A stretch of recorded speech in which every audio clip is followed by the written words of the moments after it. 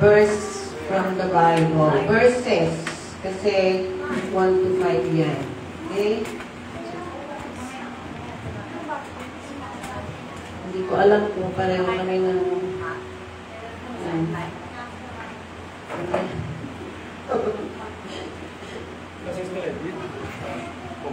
It's 100.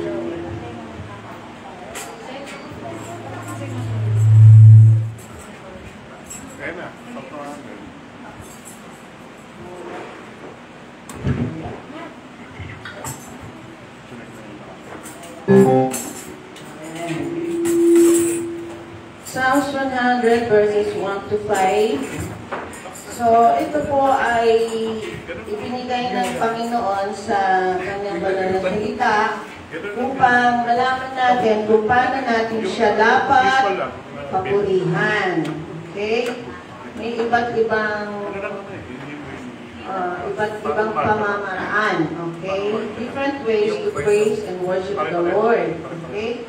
So, pag nararamdaman nyo na isa dito na gusto nyo gawin, okay lang. Baka, huwag nyo isipin na, ay, baka mali. Yan. So, tingnan natin. Psalms 100 verse 1. Shout for joy to the Lord, all the earth. Yun ba yan? Okay. Shout. Alam niyo ba yung shout? Ha? Binubulong mo ba yun? Shout, di ba sigaw? Yan. So, okay lang sa atin kung malakas tayo magpuri sa Panginoon. Hindi killjoy ang ating Panginoon. Masayahin siya. Kaya sinasabi niya, shout for joy. May joy ba ang puso nyo ngayon? Yes. Ha? Meron? Ba nakasimangot? Sabi niya, amen. Okay, verse 2. Worship the Lord with gladness. Gladness, come before Him with joyful songs. Yung gladness naman, it's coming from our heart. Masaya ba ang puso natin ngayon? Ayan. Kasi kung walang saya from the heart, hindi natin mailalabas yun sa ating personality na masaya. Ayan. Okay? Come before Him with joyful songs. So, yan po isa sa mga paraan ay kumanta ng masasayang awitin. Okay? Verse 3, know that the Lord is God. It is He who made us. Sino may gawa sa atin? Ang Lord. And we are His people, the sheep of His pasture. Okay. Tayo ginawa ng Panginoon para magpuri para sa Kanya.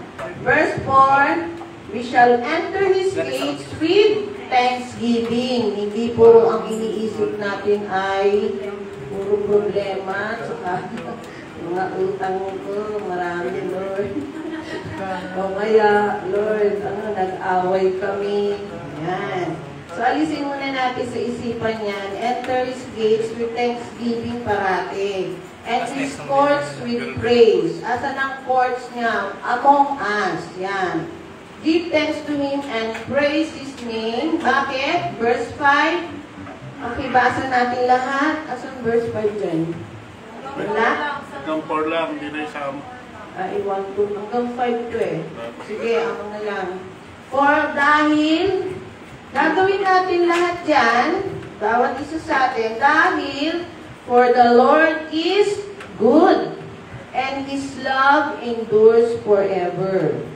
So, hindi nagbabago ang kanyang pag-ibig sa atin. And His faithfulness continues through all generation. Yan. So, kaya tayo magpupuri dahil mabuti ang Diyos sa atin. Pasalamat tayo, buhay pa tayo. Kumakain pa tayo ng ilang beses. At malakas pa, walang sakit. Okay? So, ang kanyang faithfulness nandito, mararamdaman pa rin natin sa buong henerasyon natin. Kahit yung sa mga maliliit na nating mga kapatid, o yung nung araw pa sa mga lola at lolo natin, yung kanyang faithfulness, nararamdaman pa rin natin. Okay ba? Amen, Amen ba? Amen. Parang tahimik kayo. Sabi, shout for joy. Anatolia. Ano, brothers. Yung may energy dapat. Okay. Let's now begin our worship song to the Lord with joy in our heart. Okay? I got joy.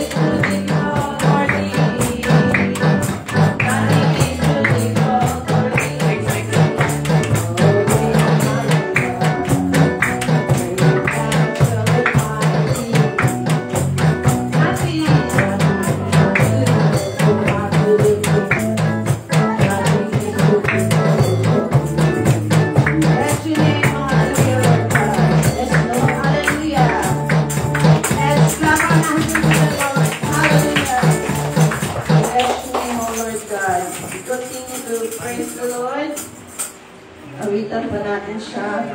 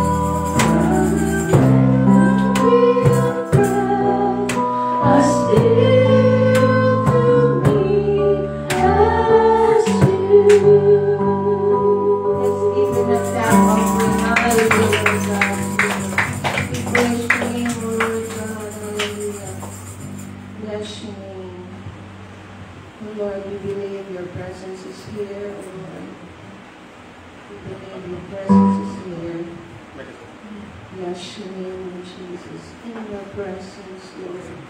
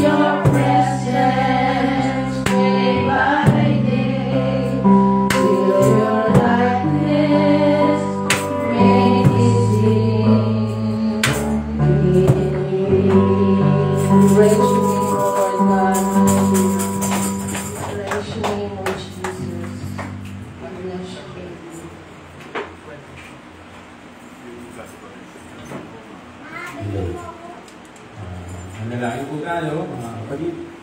Amang banal, salamat po muli sa araw nito na pinagbubuluti po kami lahat upang pasalamatan ka, sambahin ka sa Espiritu at katotohanan ng Diyos ko. Ikaw lang lamang po ang malulhati sa araw-araw sa aming buhay. Habang ang inyong pagbabalik, alam po namin kayong malapit na po Ama sa mga sign na po na nananagitan namin. Maraming salamat po dahil sa biyaya niyo na binibigay sa amin sa araw. Tulungan niyo po kami na hindi karapat-dapat kami sa mga biyayang binibigay niyo sa araw-araw. Ano man yung mga kulangan namin, Lord, tulungan niyo kami na magawa namin yung dapat sa inyo. Maraming salamat dahil ito naman po ang aming Diyos na buhay at takila na hindi niyo kami pinababayaan. Iniiwan ng mga problema ang aming ma-encounter sa buhay namin. Salamat sa kalakasan na binibigay niyo sa bawat isa. Maraming salamat po. Sa ngalan ng Panginoong Jesus. Amen. Amen.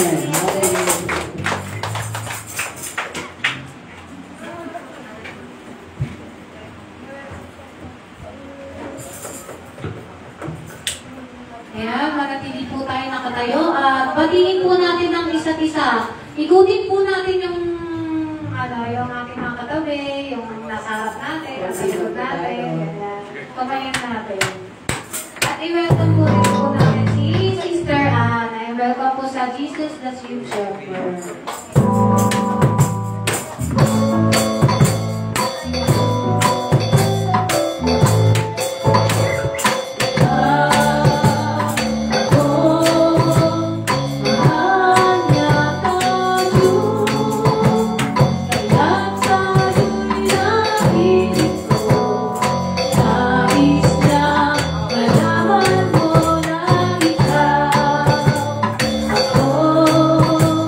Aku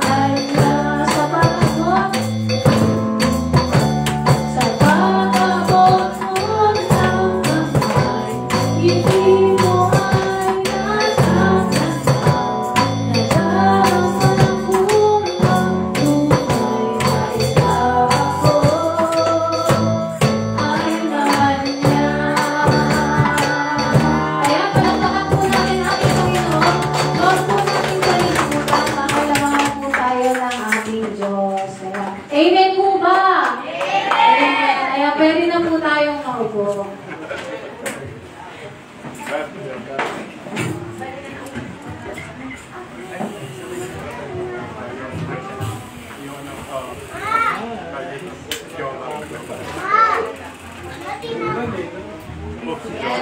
na po tayo sa ating mga upuan. Magandang hapon po sa bagong dating.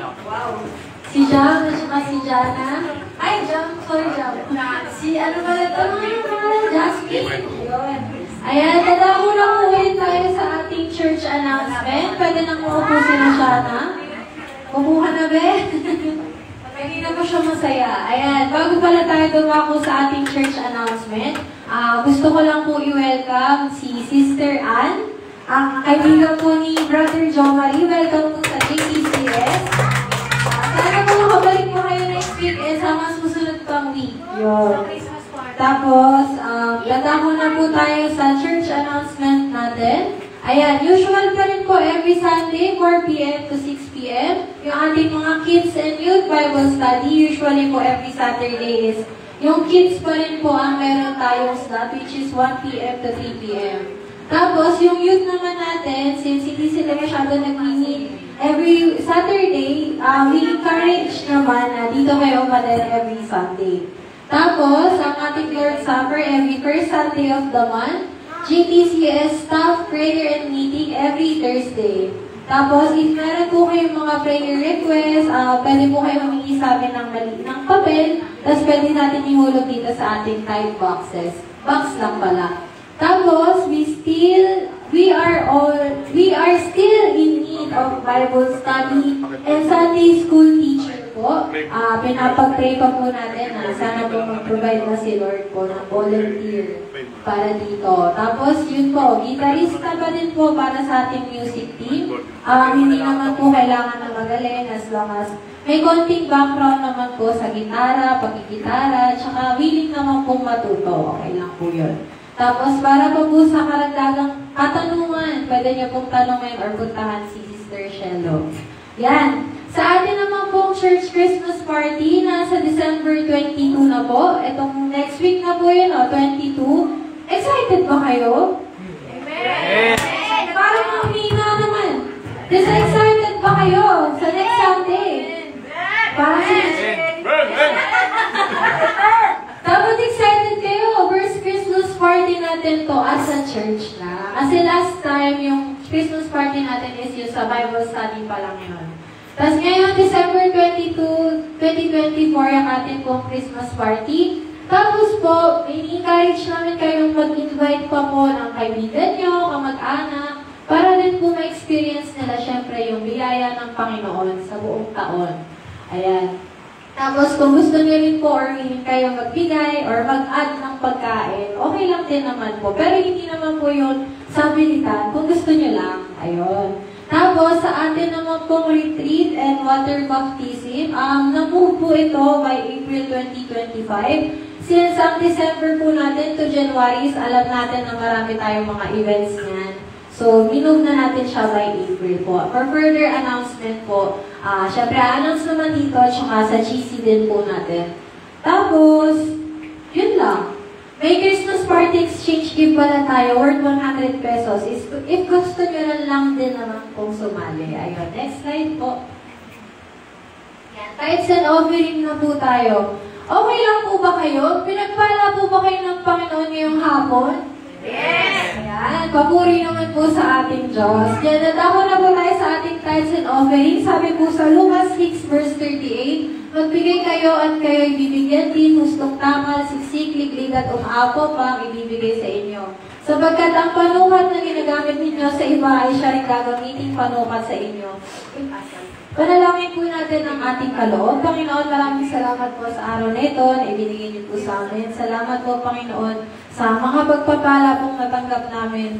Financial man po ito, material o hindi, Panginoon, lahat po yun ipinapagpasalamat po namin.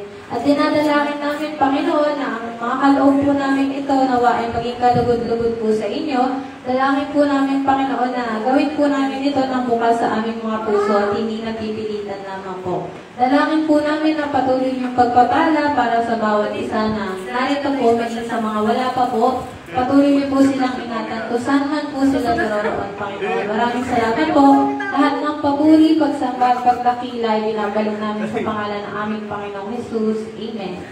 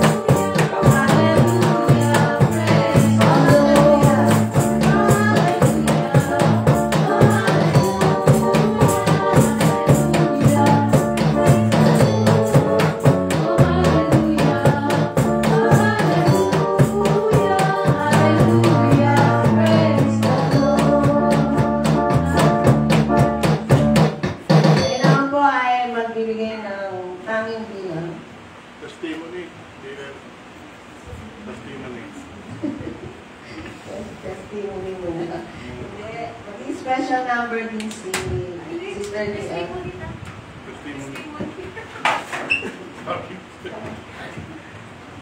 Ayan, magtataas po ako ng pangalan ng aming Panginoon. Ayan, nagpapasalamat po ako sa Panginoon dahil sa araw-araw na binibigay niya ng kalakasan sa aking buhay, sa paggabay niya sa aking pagsasongli, at pagbibigay ng wisdom sa pagpili ng mga awitin na iniaalay sa Kanya. At nagpapasalamat din po ako kasi kailan ba to? Nung Lunes po kasi nagkasakit yung anak ko. Galing po siya ng school. Pagdating na sa bahay, nilagnat po siya.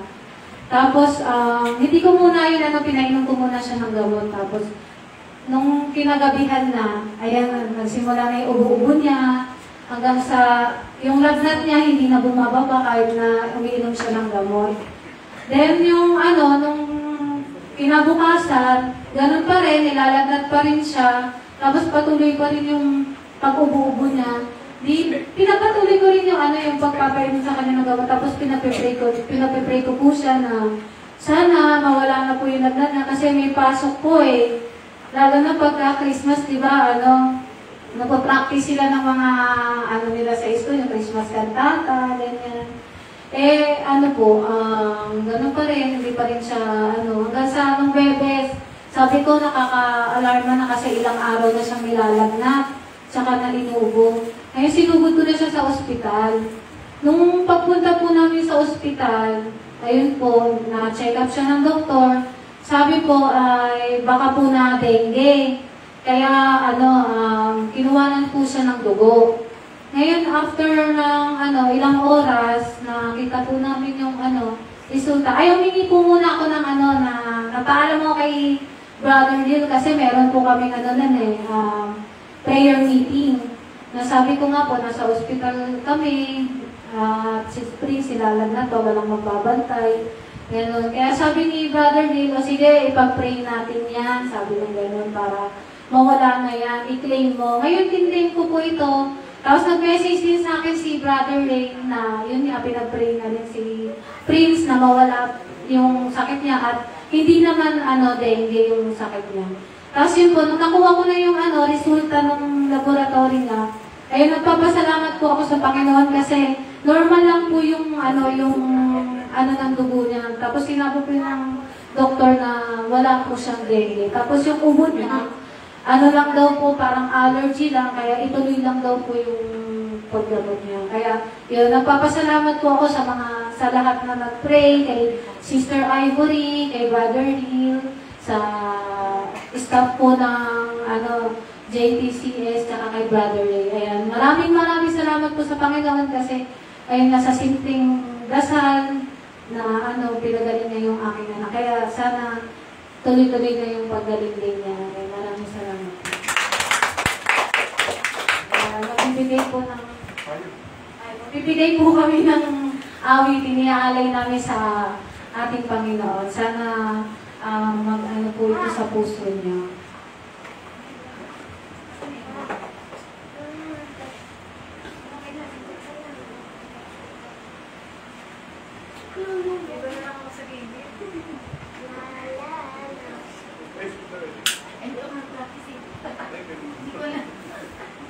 Next time.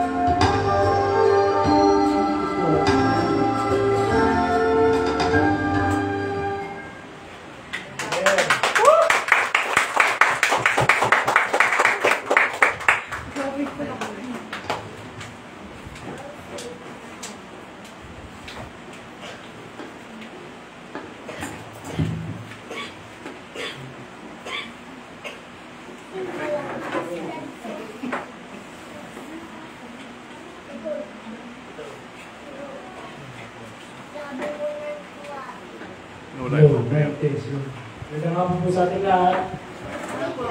Kamusta na po? Medyo marami yung may sakit sa atin, no? Kasi uso-uso rin ngayon yung pagkaso. Kasi pakaitin panahon, di ba? Malamig, araw, iinit, biglang ulan. Kanina maaraw, biglang ulan. So, changes ng panahon, minsan ang katawan natin hindi nakakasabay. Kaya agad siya nakasabay sa klima. Kaya nangyayari, kaya tayo sa ubo, sipon. Pakaraniwan sa sakit na uyan, yung pagtaglamig. Ito dati yung December. Kaya ingat tayo, wala yung mga bata, at tayo yung mga edad na rin, ingat na. Kasi alam natin ngayon na pag nagkasakit, ibang klase na. Medyo mahal na ang gamot. Kaya ingat natin ang kawan natin.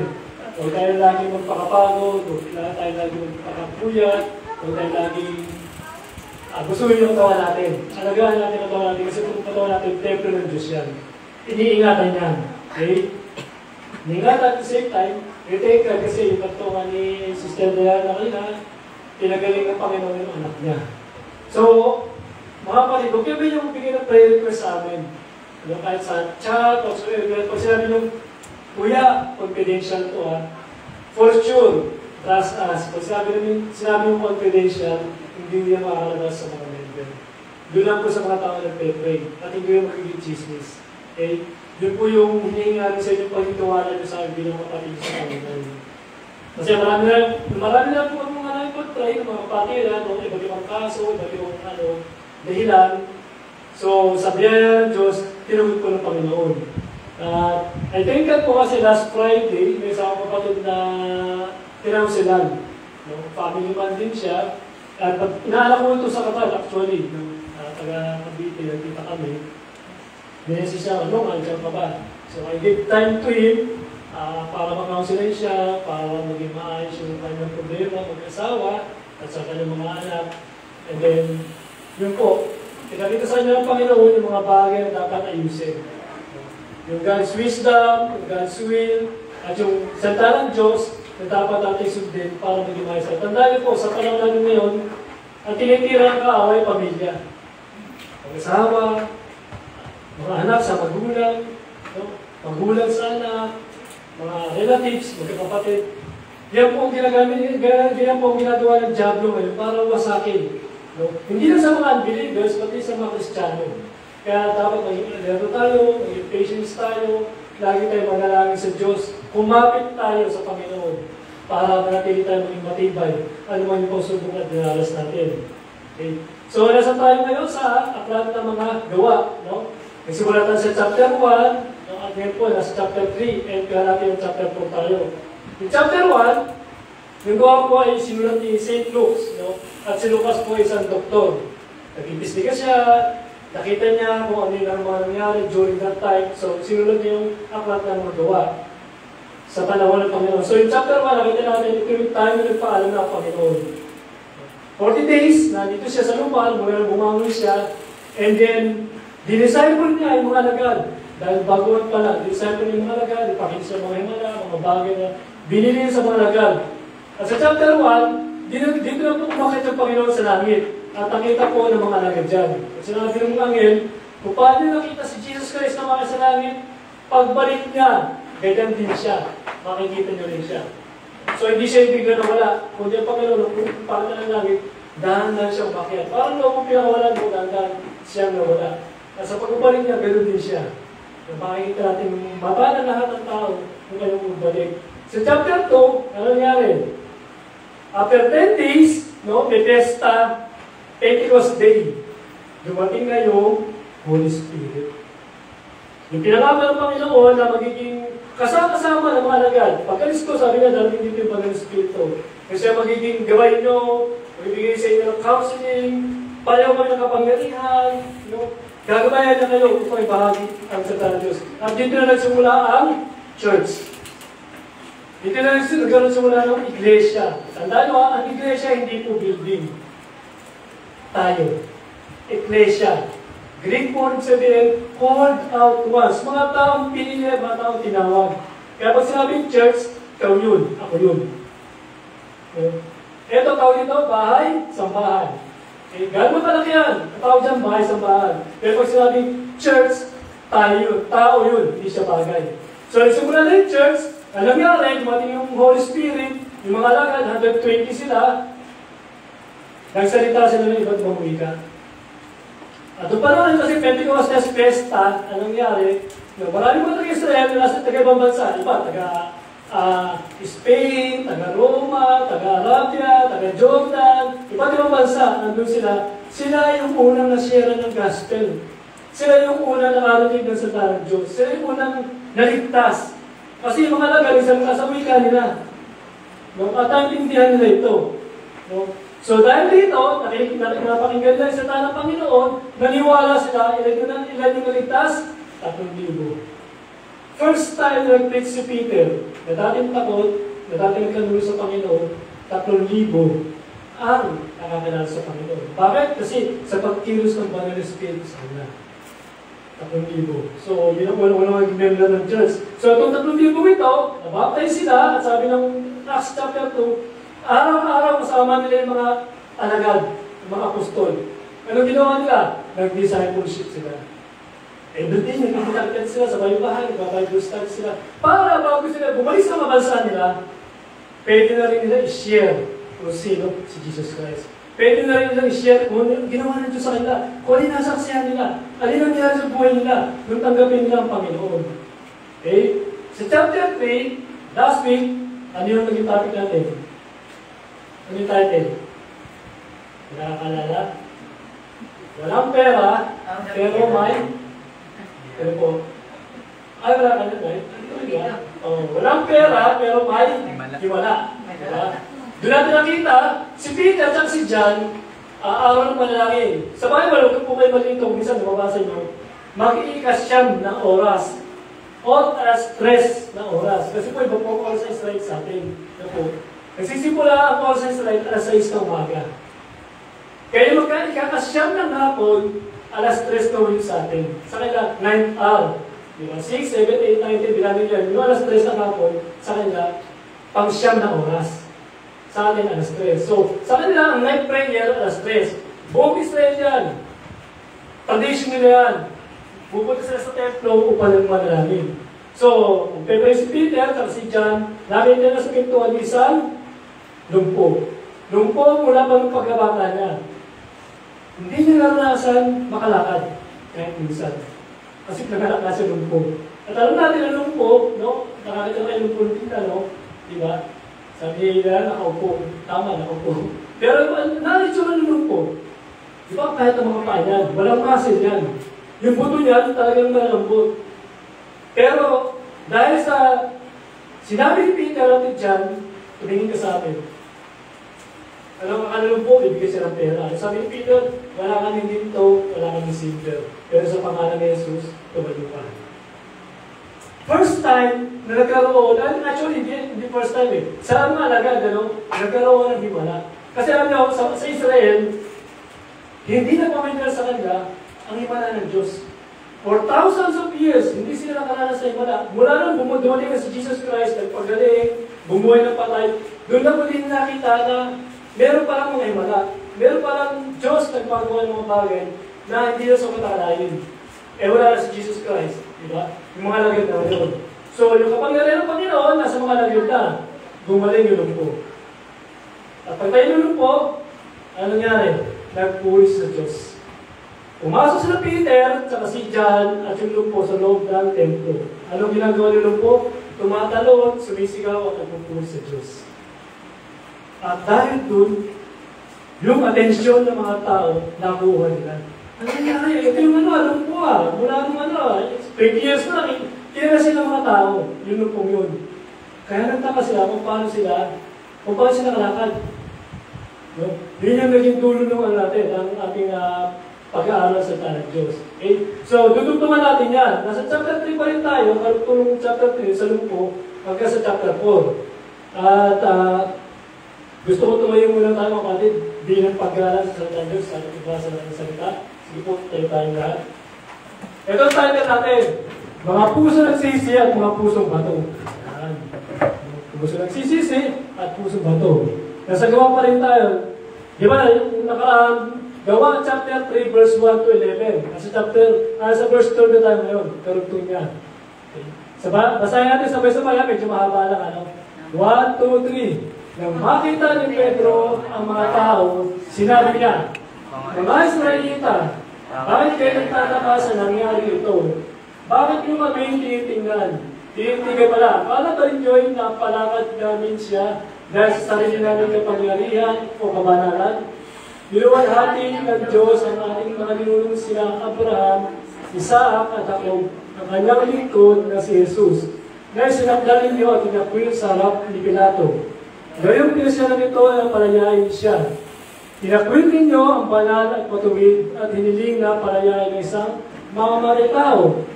Pinatay ninyo ang pinagmula ng buhay. Ngunit siya'y muling binuhay ng Diyos at saksi kami sa pangyayari ito. Ang kapangyarihan sa pangalan ni Jesus ay nagpagaling sa lalaking ito. Nangyari ito dahil sa pananalig sa kanyang pangalan. Ang pananalig kay Jesus ang lubusan nagpagaling sa kanya. Tulad ng inyong nakikita. Okay. Mga kapatid, alam kong hindi nyo naunawaan ang inyong ginawa. Gayun din ang inyong mga pinuno. Sa kanilang paraan, inatupad ang matagal lang pinahayag ng Diyos sa pamamagitan ng mga propeta na ang kanyang Kristo ay kailangang magdusa. Kaya nga, magsisi kayo at magbalik loob sa Diyos upang patawarin ang inyong mga kasalanan. At ang sa gayon ay sumapit ang panahon ng pagpapanibagong lakas mula sa Panginoon. Susuguin niya si Jesus ang Kristong dinirang mula pa noon para sa inyo. Siya'y dapat munang manatili sa langit hanggang sa dumating ang pagbabago ng lahat ng bagay. Ayon sa pinahayag ng Diyos sa pamamagitan ng kanyang mga banal na propeta mula pa noong una. Sapagkat sinasabi ni Moses, mula sa inyo, ang Panginoon ng Diyos ay pipili para sa inyo ng isang propeta katulad ko. Sundin ninyo lahat ang kanyang mga sasabihin sa inyo si Jesus Christ po yun. Ang sinumang hindi sumunod sa propeta iyon ay iiwalay sa bayan ng Diyos at lilipulin. Ang lahat ng mga propeta, kasama si Samuel at mga kasunod niyan, ay nagtahayag din tungkol sa panahon ito. At mga pangako ng Diyos sa pamamagitan ng mga propeta ay para sa inyo. At kasama kayo sa kasunduan ng ginawa ng Diyos at ang inyong mga ninuno na kanyang sabihin kay Abraham, pagpapalain ko lahat ang akal sa daigdig sa pamamagitan ng ilahin. Kaya patapos buhayin ng Diyos ang kanyang lingkod, sa inyo siya yung unang isinugo upang ipapalain kayo at tulungan tumalikod sa inyo sa pamumuhay. Chapter 4 na po, karugtong. Verse 1, nagsasalita pa sina Pedro at Juan sa mga taong bayan nang dumating ang mga paring Hudyo at ang kapitan ng bantay sa templo at ang mga Saduceo. Galit na galit sila sa dalawang apostol dahil tinuturo ng mga ito sa mga tao na si Jesus ay muling nabuhay at iyon ang katibayan ng muling mabubuhay ang mga patay. Kaya dinakip nila ang dalawa at kinulong hanggang sa kinabukasan sapagkat gabi na noon. Gayunman, marami nakarinig na kanilang pangangaral na sumampalataya kay Jesus. Kaya tumabot sa 5,000 ang bilang ng mga lalaki. Kinabukasan, nagtipon sa Jerusalem ang mga pinuno ng mga Hudyo, ang mga matandang namumuno sa bayan at ang mga tagapagturo ng magdasal. Kasama nila si Anas, ang pinakapunong pari, si Caifás, si Juan, si Alejandro, at ibang mga kamag-anak na pinakapulong pari. Pinatayon na sa harap ng mga sila sa harap ng apostol at tinanong, sa anong kapangyarihan o kaninong pangalan ninyo ginawa ang mga bagay ito? Sumagot si Pedro na puspos ng Espiritu Santo. Mga tagapanguna at mga pinuno ng bayan, kung sinisiyasat niyo kami ngayon tungkol sa kabutihan ginawa namin sa lumpong ito, at kung paano siya'y gumaling, nais kumalaman ninyo ang lahat ng buong Israel na ang tamit na tayo sa inyong harapan at lubusang gumaling dahil sa kapangyarihan ng pangalan ni Kristo na taga Nazaret. Na inyong pinako sa krus, ngunit muling binuhay ng Diyos. Ang Jesus nito, ang batong iplakwil ninyo, mga tagapagtayo ng bahay, ang siyang naging batong panulukan. Sa kanya lamang matatagpuan ang kaligtasan, sapagkat walang ibang pangalan sa buong daigdig na binigay ng Diyos sa mga tao upang kayo ay maligtas. Tayo manalangin. Diyos amang nasa langit, purihin ka, Panginoon, sa hapon po ito. Kami po lahat ay narito sa harapan, Panginoon. Muli, O Diyos, makikinig mo salita, mag-aaral mo salita, Panginoon. We pray, Father God, na ikaw po kumin sa aming kalagitnaan. Ikaw po, Panginoon, ang may taas. Ikaw po magtulong sa amin. Ikaw po magsalita sa amin, Panginoon. Sapagkat ang lingkod ay instrumento po namin. Pagkusa niyo po ang mga puso sa iyong salita, Panginoon, mag-ibaliw sa amin, ang dahil mo sa aming buhay. Turuan mo kayo, Panginoon, maging bukas, maging anong katainga at hanggang sumunod sa mga sasabihin mo sa amin. Ama, salamat po sa pagkatalan po namin ng salita ng mga kapangyarihan. Ito po ay buhay, Panginoon. Ito po ay, Panginoon, dapat namin sundin sa pagkakita po ng Jesus sa amin. Na mamuhay kami, Panginoon, na kasama ka. Na mamuhay kami, Panginoon, na lumalakad sa iyong presensya, Panginoon. Inisip mo kami, Lord, sa iyong mga karupihan, sa iyong mga kasalanan na kung sa aming mga puso at isipan, patawad po, Panginoon. Salamat po, Ama. Ito po ang aming dalangin sa iyo sa pangalan ni Jesus. Amen. Ito po, so yung pag-aaral natin, ito yung title, ito yung mga topic natin. Mga titingnan natin. Okay? Maganda nung alam yan, no? High-tech tayo ngayon, eh. Yan. Mga pusong sisip, mga pusong bato. Yung subtitle niya, sis, no? Meron tayo ng bagay titingnan, no? Yung sa ating pag-aaralan.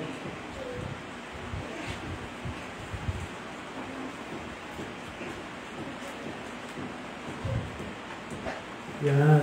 Una, tingnan natin yung pagaling na lumpo, namangha ang mga tagaysalita. Okay. Sa binasa natin sa chapter 3, hanggang sa chapter 4, no, gumaling yung lumpo. At makita nila na gumaling yung lumpo, sabi nga nung binasa natin kanina, yung mga Israelita lumapit kila Peter at tumingin sa kanya. Sabi ni Peter, bakit nagtataka ba kayo kung bakit nangyari itong mga bagay na ito? Sa lumpong ito. Kasi bakit lumapit mga Israelita kila Peter? Kasi gusto nila sambahin sila Peter. Yung ba nakita nila, ang galing itong mga ito ha. Napagaling nila yung lumpo. Nakatayo yung lumpo. Ang galing nyo ha. So nakita to ni Peter, kaya sabi niya, ulo kong tingnan. Na para bang gumaling siya dahil sa kapangyarihan namin o dahil sa kabanalan namin. Hindi. Gumaling ang lumpo dahil sa pangalan ni Jesus. Sa dahil naniwala siya sa Jesus ang Panginoon at ang Diyos ay nagpapagaling. Kasi kung wala pa naman pala tayo yung lumpo, kasi yung pagkagaling ng Panginoon, sila rin siya. Kasi po.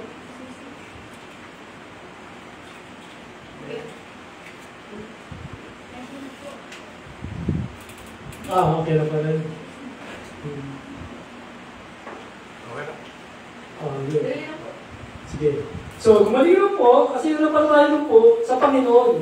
Kaya sabi ni Peter, sa pangalan ni Jesus, tumayo ka, naniwala yung po. Gagaling siya. Dahil ito nung pong ito, nakikita niya na si Lord doon.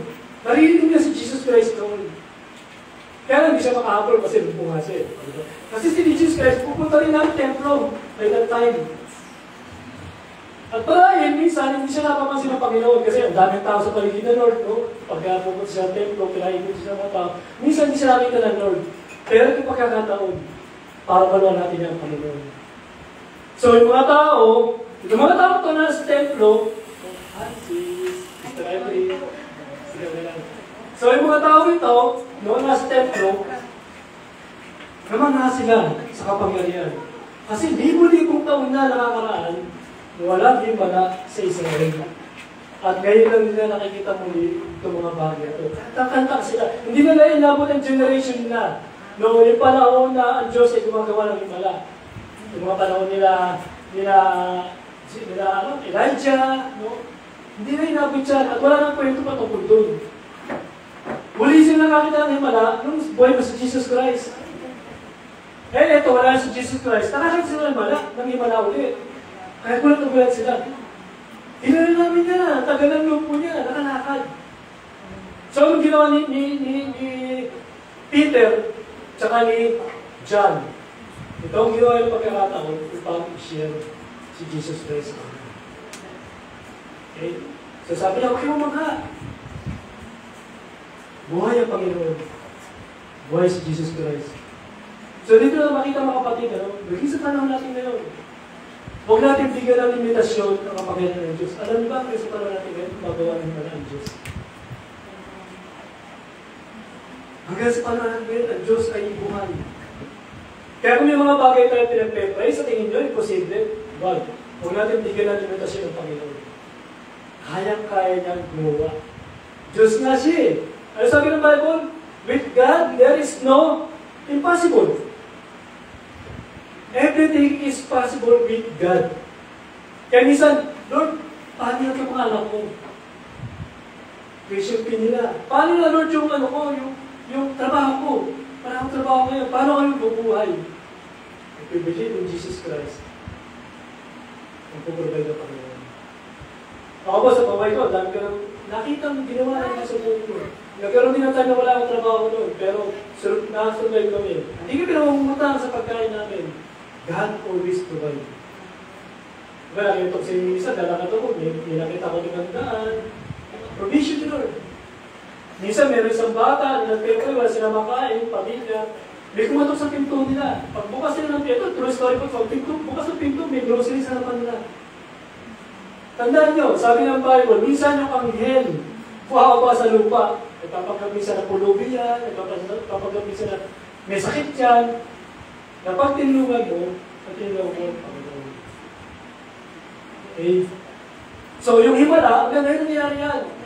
No? Kasi may mga paniniwala ngayon, sa panahon natin ngayon, wala lang himala. Sa panahon natin ngayon, hindi na ginagawa ng Diyos yan.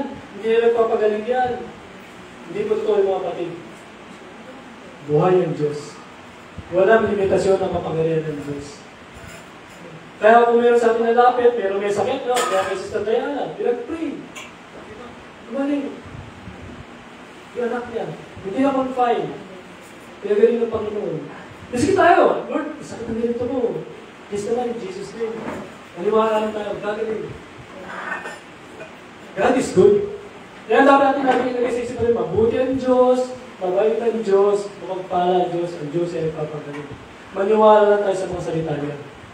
So, yung pilay, no, namangha sila kasi gumaling, lumpo mula sa pagkabata. Siguro sa parang natin, makakita tayo na gano'n. Dati kasi gusto yung mga miracle crusade eh. Ewan ko yung kapag yun. Sino kapag dito? During mga 80s, early 90s, gusto yung mga miracle crusade. At doon makikita natin talagang may mga lumpo, nakakalakad. Yung pa, hindi pantay, pantay. May mga bedridden na, may mga talagang wala ng pag-asa, gumagaling. Yung kinetong sa inyo, yung kamag-anak ni Pastor Benny, na pinatawag kami, dapat pare ang tatawagin. Kasi naghihingal na yung pinsan niya. Natin, punta tayo doon, kasama namin yung pastor namin doon. Kung data namin yung tiyan niya, ang payat, talagang ispat, sabihin natin, isang bulatin na yata din yung na. Matitigot na. So, pinagpay namin si ate. Tapos may mga, ano siya, natin nagdasal niya sa atin, tinanggal namin, pinagpay namin, naka-recover. Bakit? Dahil sa Diyos. Dahil sa Panginoon. So, yung kapangyarihan ng Diyos, walang limitasyon yan. God can provide, God can heal, God can do everything according to His will. Hindi genie ang Lord, ha? Okay? Hindi siya genie. Lord, I wish. No? Sana makapunta ako ng Amerika. No. Lord, if you will, ito po ang desire ng heart ko. Gusto ko mag-engineer yung Panginoon para maghanap pa ako. Kaya lang, wala kami pera para pambayad ng tuition fee. If it is God's will, God will provide. That's for sure. Kaya lang, kailangan natin magtiwala sa Panginoon. Ito yung nangyari sa lungko. Wala pag-asa. Ang alam nila, mamalimos. Araw-araw doon sa pintuan ng templo. Yun yung kinabubuhay niya. Yun ang trabaho niya na. Pero dumating yung pagkakataon, kinabagal siya ng Diyos. At naniwala siya sa kapangyarihan ng Panginoon. Kaya bilang mo, sa pangalan ni Jesus, tumayo na. Lumakas lahat yung buti niya. Hindi niya hinanap yung tatay ko. Asan yung tatay ko, nanay ko? Para sabihin ko lang, hindi. Ang unang ginawa, nagpuri sa Diyos. Leaping and praising God. Sumisigaw siya sa loob ng templo. Purihin ang Diyos! Gumaling ako! O Yahweh! Salamat! Kasi, talagang lupo siya. At dahil sa kasisigaw niya, nakuha niya yung atensyon ng mga tao. Nakapatingin sila. Siguro po ito. Meron malakas kayo.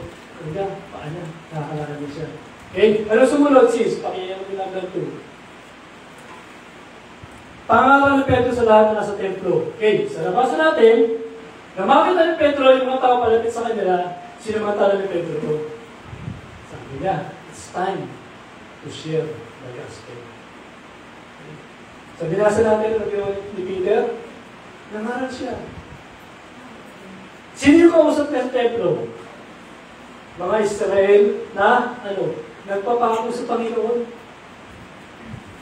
Daligan natin kayo. Kaso mag-ano, no? Sige, sis, pakibalik kami pinasa ng chapter 3 para mas maging malinaw naman.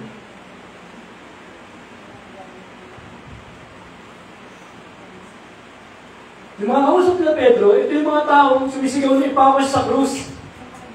Sila yung mga meronod. Si Jesus pako diyan. Bulangan yan. Diyan, ipapanggap siya ng Diyos. Hindi yan totoo. Sila yung mga kausap na Pedro, kung titiyan nyo. So yan. Sige, baba ko pa. Sige, baba ko pa naman. Sorry. Hindi. Balik ko sa kanina. Sorry. Mga kapatid na kung hindi nyo naunawaan ang inyong ginawa. So, yung ginawa nyo noon, pinapako nila si Jesus Christ. No? Ganyan din ang inyong mga pinuno. Sa ganito paraan, ito pa, matagal na pinahayag ng Diyos sa pamamagitan ng mga propeta na ang kanyang Kristo ay kailangan magdusa. Kaya nga, magsisi kayo at magbalik loob sa Diyos upang patawarin ang inyong mga kasalanan. Ang kasalanan nila? Itong taong mabuti, no, si Jesus Christ, wala kasalanan, pinapako nila sa krus. At yung mga nanakaw, yung kriminal, sabi na palayain yan. No? Yun yung naging kapalit. Yun yung ginawa nila. Pinamumukasan na ng Peter, itong ginawa niyo, itong kasalanan niyo. Yung banal ng Diyos, yung tagapanggilan sa akin, pinapako niyo sa krus. Pero may balik si Peter, di ba? Sabi niya gano'n, okay lang, sabi niya kasi yun naman talagang dapat mangyari sa verse 18. Talagang dapat mapako sa krus Jesus Christ. Pero sabi ni Pedro, di ba? Sa verse 19, kaya magsisi kayo. Sabi ni Peter, itong gagawin niyo. Repent. Diba? Magsisi kayo at magbaluna, sabi ng gano'n, magsisi kayo sa inyong mga kasalanan at tumalikod kayo at magbalik loob kayo sa Diyos. So, meron paraan. Una, sabi ni Peter, isipin mo yung kasalanan ng ginawa mo. And then, bumalik ka sa Diyos. Iwanan mo yung mga kasalanan. Bumalik ka na sa Diyos. Upang upang patawarin niya yung mga kasalanan. Pandahin mo ito mga kapatid. Hindi sapat yung nagsisita sa kasalanan. Ano ba ako Lord, patawad ko, nagdakaw ako. May ninakaw ako. Pag-bibulol. Pero nagdakaw uli ako. Ibig sabihin, hindi ito ang pagsisisi yun. Kasi nagdakaw uli ako eh. Lord, nakakuha ko lang, 500, guys, ang dada lang ako, medyo mabit lang. Ano nangyari? Ano yung sa dito? Diba? Hindi ka nagsisisi. Kaya dito sinabi ni Peter, gusto mong patawarin kayo sa mga kasalanan nyo? Confess mo yung sin mo, magsisi ka, and then talikuran mo. Huwag mo nang balikan.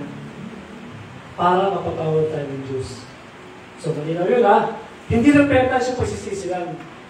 Repentance, yung nagsisi ka at hindi na puro mo yung ginagawa mo at hindi mo yung ginagawa mo. Diba? Ayan, basta mga estudyante, kopya-kopya, kodigo, magpupuyat, mag-games magdamag, tapos kaya bukasan exam, kakalabi sa classmate. Okay, nasa kamay, nakasulat. Gabahin ko rin dati yan eh. Diba? Yung nag-aaral ako eh. Kung saan nakasulat yung kodigo, hindi nag-aaral. Hindi tama yun. Diba? Dapat mag-aaral. Yung mga nagtatrabaho, diba dapat maging antay sa oras. Maging maayos tayo sa oras.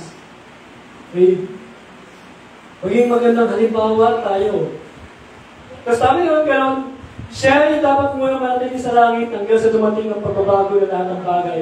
Ayon sa pinahayag ng Diyos sa pamamagitan ng kanyang mga banal na propeta mula pa noong una. Nasa si Jesus Christ, sa langit. Diba? Nasa ba ngayon yung Holy Spirit.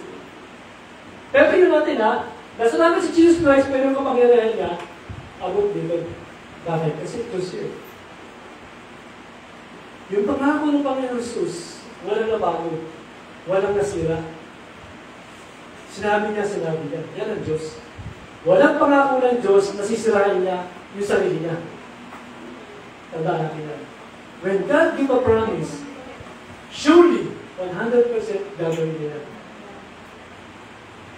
Hindi pwedeng hindi niya gawin. Kasi Diyos siya. Kaya tayo, inubos tayo lang ako. Lord, pagalingin mo lang ako, pagalingin ko daw sa iyo. Lord, bigyan mo lang ako ng trabaho. Magsiserve ako sa iyo. Nagkatrabaho, di ba? Lord, ang laki nakita pag linggo, pasok ako. Sayang. Di ba? Ang laki, doblihanos eh. Pero bigyan ni Lord, hindi naman nag-birthday na pula. So, minsan, mihingi tayo sa Diyos, pero nangangako tayo sa Diyos, yung pangako natin minsan hindi ginagawa. Kaya, kapatid, dapat huwag tayo nangako sa Diyos. Kasi yung pangako natin sa Diyos, hinihintay ng Diyos yan. Pero pag ang Diyos na nangako, ginagawa niya. Kasi hindi naman hihingi ng Diyos po. Sino rin hihingi ng Diyos sa pangako? Sige nga. Wala, pangakuan mo ako, pagkagalingin kita, para sa tanong. Sige. Sino? Meron ba? Wala. Tayo ang bibigyan ng pangako sa Diyos. Lord, sige. Pagalingin mo ako. Kapag kapag ako, Lord, ang laki na bibigyan ko tithes. Hindi na 10%, 20% pa ng sweldo ko bibigyan ko. Wala sa Lord, ha? Puro padala. Diba? So, ganoon. Huwag kang mangako sa Diyos kasi nakakaya sa Diyos. Gawin na lang natin. Huwag tayo mangako sa Diyos, gawin na lang natin. Okay? Sasawa nga natin sa Sweetheart Alisa, nangako tayo, diba? Pangako ko sa iyo, hindi na ako magbibigay sa iyo. Promise! Yeah. Diba? Promise, hindi ako titingin sa ibang babae. Ikaw lang. May tumalo. Diba? Oops. Huwag tayo nangako. Ang Diyos ang nangako. So, dito pinakikita na sa mga binasa natin na si Jesus Christ noong unang panahon pa ni Abraham, panahon pa ng mga propeta, Old Testament, nandun na. Andun na yung ulat tungkol sa Kanya. Yun yung sabi ni Peter dito. Kaya binalikan niya yung Old Testament. Kasi noong panahon nila Peter, wala pang New Testament. Old Testament pa. Nagsisar sila ng Gospel, bumugit ng lumang tipan. Kaya ginamit niya yung Biblia, isa tayong Diyos. Sabi yan, kung parang pa, ito sinabi ng Diyos, ito Kristo ito mamamatay sa kusang kalparyo, at papapatuloy. Okay? So, ang task pass is,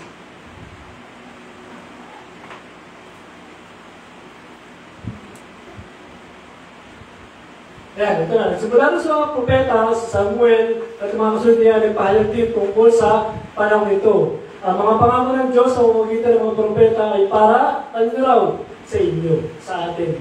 Sabi ng Biblia, Biblia. At kasama kayo sa kasunduan na ginawa ng Diyos sa inyong mga ninuno. Ang kanyang sabihin kay Abraham, pagpapalain ko lahat ang nasa digdig sa pamamagitan ng ilahe. Tandaan nito. Sabi ng Bible, nagpapala daw sa Israel. Kasi si Abraham, diyan po nanggaling ng Israel. Magpapalay ng Diyos. Tingnan niyo yung mga bansang sumusuporta sa Israel. Sino? US. Pilipinas. Isa tayo dyan, di ba? Sino yung mga makalaban sa Israel? Asan na ngayon? Asan ngayon ang Syria? Wasak. Asan ngayon ang Iran? Magulo. Di ba? Asan itong mga bansa ito? Asan ngayon yung Jordan? Asan yung mga bansa itong kumakalaban sumusupa sa Israel? Mga bansang nasira. At tumawasan. Nakita natin sa mga news ngayon yan. Diba? Pero tingnan nyo ang Pilipinas. Pwede tayo pumunta na Israel ng walang visa. Punta na sa Israel. Kaya lang, handa na yung 200,000 para magtulog. Mahal kasi. Pero hindi na kailangan visa, passport lang.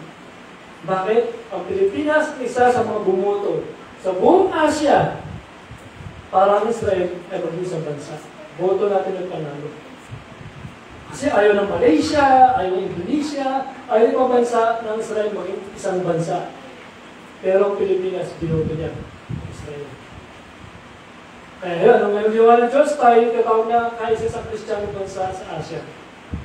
Sa atin ang gagaling yung mga missionary para mag-share ng gospel sa Saudi, mag-share ng gospel sa Malaysia, sa mga Islam country, sa Pilipinas ang gagaling. And that God is good. Sa bansa natin, hindi pinipersecute ng mga Kristiyano. Sila, pinipersecute sila eh. Pero tayo, hindi bawal mangaral sa klase ng Diyos sa atin. Mangaral kayo sa Indonesia, mangaral kayo sa China. Sigurado kulungan ng bansa. Okay? So, swerte yung bansa Pilipinas. Kasi bakit? Kasama tayo sa nagpapala sa Israel. Yan ang sabi ng Panginoon. No? Siguro, isa pa, yung subtitle natin.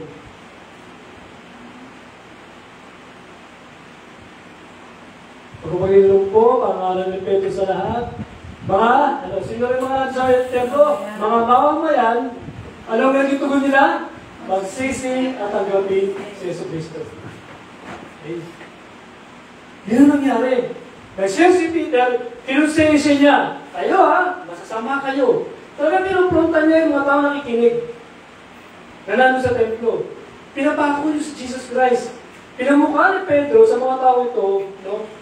Kayo ang may kasalanan. Isa kayo sa nagkasala para mapako ang Kristo. Ano nang i-response ito mga mamamayan? Nakausap nila. Okay? Mga hindi natin response mga mamamayan, tumugo nagsisi at tanggapin si Jesus Christ. Isa pa, sumunod, number 2. Nasa mga templo, mga religious leader. Jesus Buwaro. Sino mga religious leader? Pharisee. Sa Israel, meron silang tatlong uri na mahawak sa gobyerno nila. Una, mga religious leader, and then yung mga security, soldado, army. So, sa religious leader, may dalawang uri.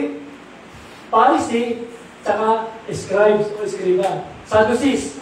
No? Escriba, Sadducees. Okay. Ang Pariseo, no, kagaya ni Nicodemo, naniniwala sila na mayroong pagkabuhay ng muli. Naniwala mo pa siya na ang tao pwede mabuhay mo ulit. Pero itong mga eskriba o mga Sadduceo, hindi sila naniwala sa pagkabuhay ng ulit. Okay? Diyan sila nag-alaban ng dalawa. Yung dalawang uri ng religious leaders sa kanila. So, yung mga nandyan, Pariseo, eskriba, no? Si Anas at si Caiphas, pamilyar kayo dyan sa kanila. Sis pa kayo ito? Meron ka ito? John chapter 18. Yan. Siya hindi muna kay Anas, tabilan ni Caiphas, ang pinakapunong pari ng taong iyon. Si Caiphas ang nagpayo sa mga pinuno ng Hudyo na makabubuti para sa kanila isang tao lamang ang mamatay para sa bayan. Sino sila? Sila ang nagsabi na patayin si Jesus Christ. Sila yung mga punong pari. At sila ay mga Sadduceo.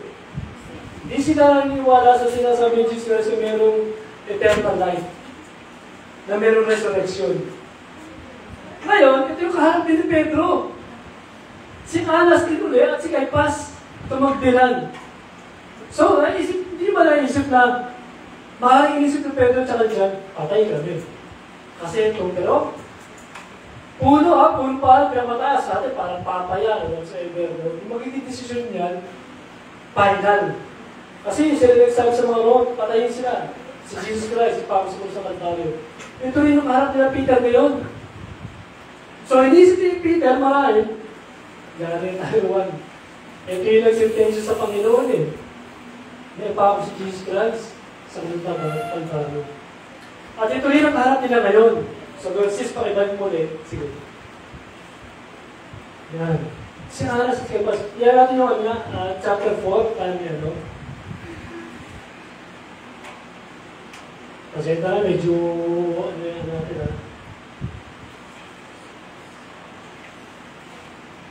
Yan. So, isasalita pa sila Pedro at Juan sa mga taong bayan na dumating ang mga paring Hudyo. Ang kapitan ng mga bantay sa templo at ang mga Sadduceo. Yung Sadducees, no? Sadducee. Sadducee? Kasi wala silang eternal life, pero sad sila. No? O, Sadducee? Wala silang eternal life, kaya malungkot sila. Galit na galit sila sa dalawang apostol dahil itinuturo ng mga ito, mga tao na si Jesus ay muling nabuhay. Ayaw silang maniwala. Hindi nila matanggap na pinapangalan ng Pedro na si Jesus Christ na buhay. Yun yung paniniwala ng mga Sadducee. Diba? Ayaw nila. Nakita na nila, ng dalawang mata nila, nasaksihan na nila, pero siniisip pa rin nila, hindi. Masaklap yan, no? Ano ginawa nila? Kaya pinakip nila ang dalawa at ikinulong. Muna hanggang nila, swerte nila Pedro. Pinakip nila ang dalawa at ikinulong hanggang sa kinabukasan. Nasa proper justice yung dalawa ng damputin. Si Jesus Christ, yung tinakip ng gabi yun, yung gabi din yun. Niyusgahan siya. Magdamag. bawal yun eh. Dapat nga ito eh. Pag dinakit ka, may kasalanan ka, doon ka muna sa kulungan. Bukas na bakit tayo mag-usap. Ganun yung tamang proseso ka ng Pedro. Pero kay Jesus Christ, hindi. Pagkadakip sa kanya, magandang yun. Pagod ang Panginoon, puyat ang Panginoon, pinagugulpe lahat ng bagay niyo. Puro illegal ang ginawa nila. Ang dalawang palisenyong ito, nasad-using sa Panginoon. Ngayon, medyo natuto sila. Kasi ang daming tao, panig dun sa mga alagad. Na kapag ginawa nila, tumatawag ito, hinistirin tayo sa yung dalawa, baka magmula ng mga tao. Kaya, oops, teka muna, kulong muna natin sila. Daming tao, bukas na lang. Sa verse 4, ano nangyari? Doon sa mga kausap ng Peter, doon sa templo, ng mga nagpapako, na sumisigil na pa ako si Jesus Christ. Gayun man, marami sa nakarinig ang kanyang pangangaral, sumampalataya kay Jesus. Kaya, umabot sa 5,000 ang bilang ng lalaki. So, yun sa templo, tandaan niyo, hindi na lalaki yan. Kaya, bilang ka ito lalaki. May babae dyan, siyempre. So, more or less, nasa 10,000 yan. More or less. Kasi sa Israel po, yung babae, sa atin, equality, di ba? Gender equality sa atin, di ba? Sa Israel kasi, sa kanya yung babae, parang second na lang siya. Pangalawang, second class lang. Kaya, wala na mga minsan sa Bible na sa Israel about sa mga babae. Kasi ang ano mga Israel, lalaki talaga. Lalaki ang boss, lalaki ang tumatayo, lalaki ang decision. Ang babae sa no say ka, pakinig ka lang. Ganun sa kanila. Kaya sa atin dito, minsan may boses yung mga babae, no? May women's desk, no? Kapag inabuso, pwede. Sa kanila, medyo mahirap. Okay? So, 5,000 lalaki. Ito yung mga sumisigaw na nasa ko si Jesus Christ. O, asan ka na? Bumaba ka dyan. Nakligtas ka. Ngayon, hindi mo ka sa sarili mo. Sila yun. Ano nga sa kanila? Nabangabang sila. Ito yung title natin. No? Mga puso nagsisi. Na-realize nila, no? Ito sisigaw namin para sa krus. Itong tao ito na kinusuklaman namin, sinusumpaan namin, minamaliit namin, natingin namin ay gumagawa ng reliyon.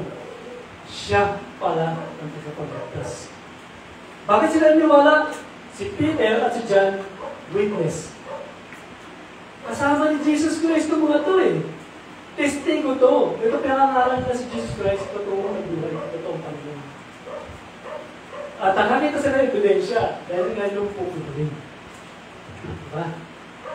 Yun yung puso ng mga tao ito. Lumambot sila. At ang naging dahilan, nagsisi sila. Ang dami, no? 5,000. 5,000. Lalaki pa lang yun, ha? Wala ng mga babae. Ganyan pumilos ang Espiritu Santo sa buhay ng tao. Habang nagsisi si Pablo sa kanila, ano pinakikita ni Pablo yung kasalanan nila? Yung Holy Spirit kumikilos sa kanila. At nakonbig sila, Lord, tama mali ako.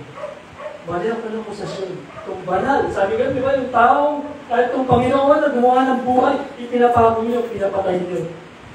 Yung dahilan ng buhay na meron tayo, pinapalo sa Krus ng Kalbaryo. At ang sabi ni Peter, dyan, kami ang testigo sa mga bagay ito. Tayo, hindi natin nakita yan, hindi nasaksihan. Pero sabi ng Bible, mapalan ang mga hindi nakakita sa atin, pero sumasampalataya. Ngayong panahon ng Holy Spirit na sa atin. Ang taong mayroong relasyon. Sila, ito, pagmatibong to, ginawa nila, nagsisi sila, tinalikuran nila kasalanan nila, at sumampalataya sila kay Jesus Christ. Imagine nila, nakita nila dinapot si John, sa si Peter. Kita nila. Kung ako yung sabihin ko, ba't ako niliwala? Dinapot nga sila eh. Wala yan. Peke. Di ba? Parang ganun ka kasi nakita mo, dinapot yung nangaral eh. Pero sila, nakita nila dinapot, sinugtuman, no? Si John, sa si Peter, at hindi ko malag. Naniwala pa rin sila. Kasi buhay ang Diyos. Makapakita ng Diyos.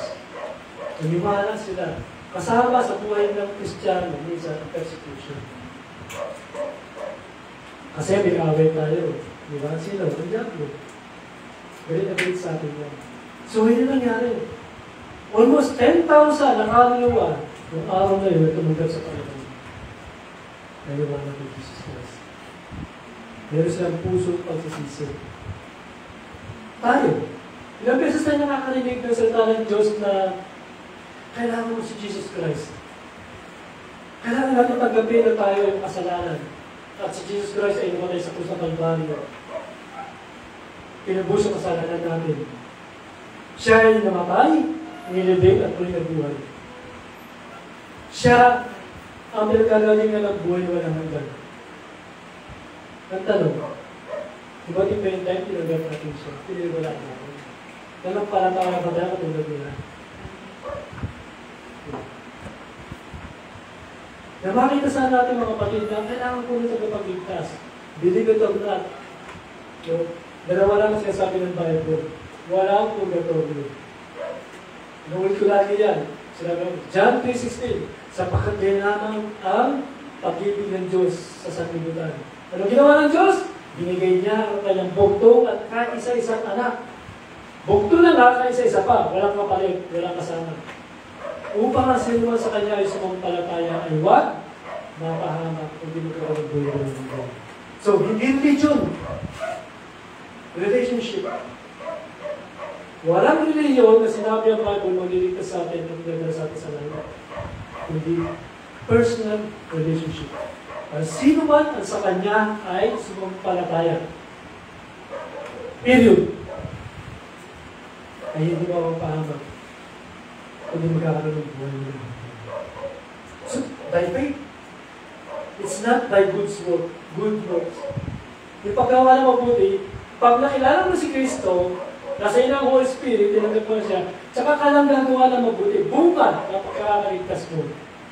At ano ang unang palatandaan na tinanggap natin si Jesus Christ? Pagbabagong buhay. Walang magsasabi sa inyo nito, tinanggap ko ng Panginoon, pero yung buhay niya, yun pa rin. Hindi ako maniwala. Sabi ko, Christian na ako, pero kung nasa bahay ka, mura dito, mura doon. Yung dati mong ginagawa niyo, walang pagbabago. Kasi sabi mo, Christian ka, wala bulit na kami. Hindi gano'n. Paliwanag sa sabi Corinthians 5:17, ang tao na kay Kristo ay isa lang, bagong nilalang. So, isang palatandaan na mayroon ka rin siya sa Panginoon mo, bago yung buhay mo, may hindi mo binabago. Kaya, nakipagto ko, diba? Sabi sa inyo, kasi gero ko, pasaguloy ako kasi mama ko eh. Nagkakaba ako dati. May baril ako yan, stiko ko yan, pinuputuran pa yan, pinesting ko. Lahat, bae, anak, droga, hinalas ko yan. Pero lumilag siya sa akin about Jesus. Umabot ko lang, 2 taon siguro bago ko tumanggap sa Panginoon. Kaya tsagaan ako ng mga kaibigan ko ng mga babae. So, hinadalaw nila ako, pinagpipray nila ako. Ako naman takbo ng takbo. O sige, sama ako. Iwas ako ng iwas. Pero dumating ang panahon. Ala, ngayon na. Tinanggap ko si Jesus Christ kung gabi. Isang gabi, October 1984. Alam mo, kaya ba? Iyak ako. Iyak. Talagang nagsisi ako. Nakita, naramdaman ko yung pagkilos ng Holy Spirit. On that night, kinabukasan bagong reyna ng Panginoon.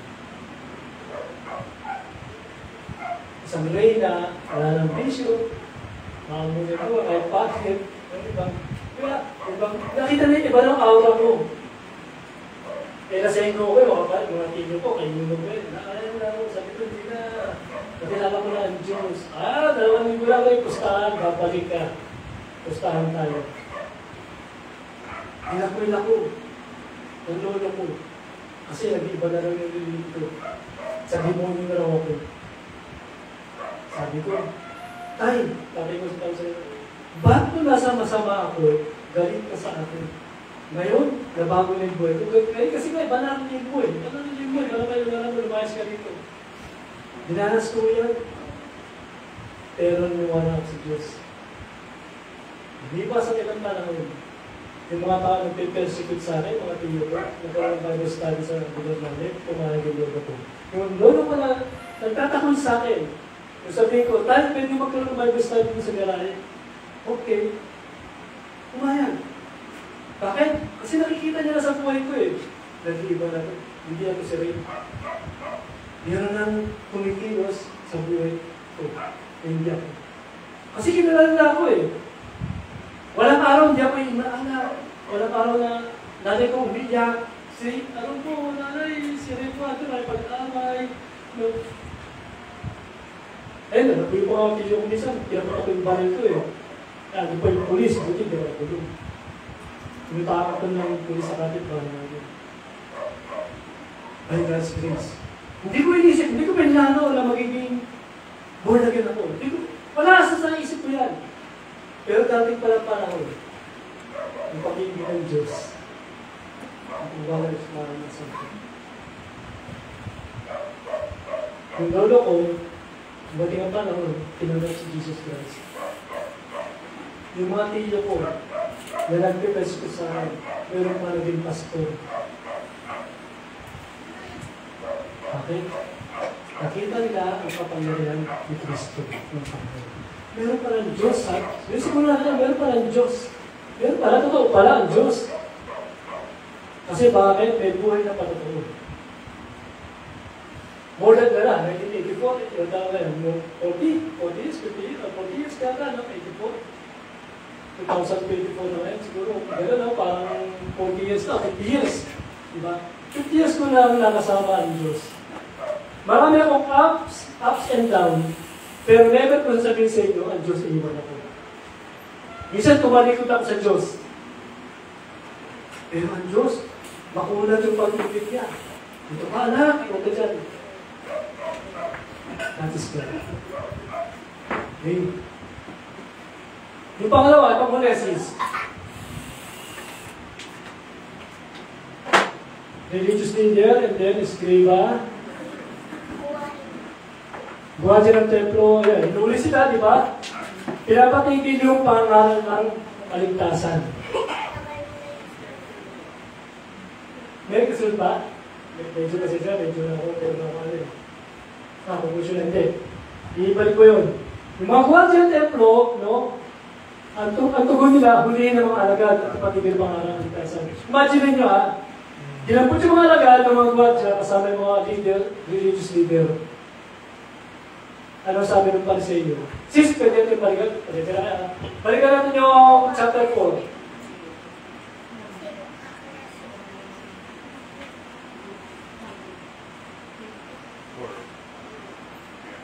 Yan. Sige, taas mo ka ng konti.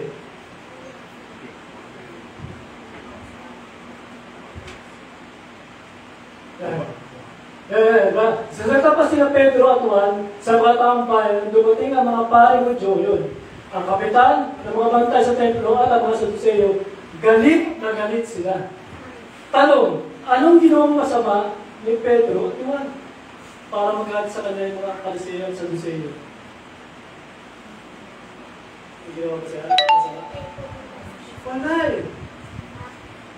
Pero ba't galit sila? Imagine nyo, religious leader yan. Kabisado nila ang Biblia. Mula Genesis, yung 5 aklat ng Bible, Old Testament, kabisado nito mga ito. Nababasa nila na ang tagapagligtas ay darating. Pero ang tanong, bakit ayaw nilang maniwala? Doon sa nakikita nila. Nakita nila kasi ando sila eh. Yung pinagaling yung Pinay, ando sila. Pero galit na galit sila sa dalawa. Parang hirap. Di ba? Hirap. Ikaw, gumagawa ka ng puti, bigyan ka. Sa isang tao. O sa'yo na yan ha. Gamitin mo sa tama. Tapos bigyan ka dinupot ng polis. Ikaw ha, matutulong. At yung tulong mo yung pulumpe. Masama yan. Masama ba yun? Diba hindi? Gumawa ka ng puti. Yun din ang kinagin Peter. Di ba? Kaya tinapit ng dalawa at tinulong po namin kinabukasan sa pinaggabi na roon. Gayun man, yan, marami nakakilala sa Panginoon. Ito na, kinabukasan.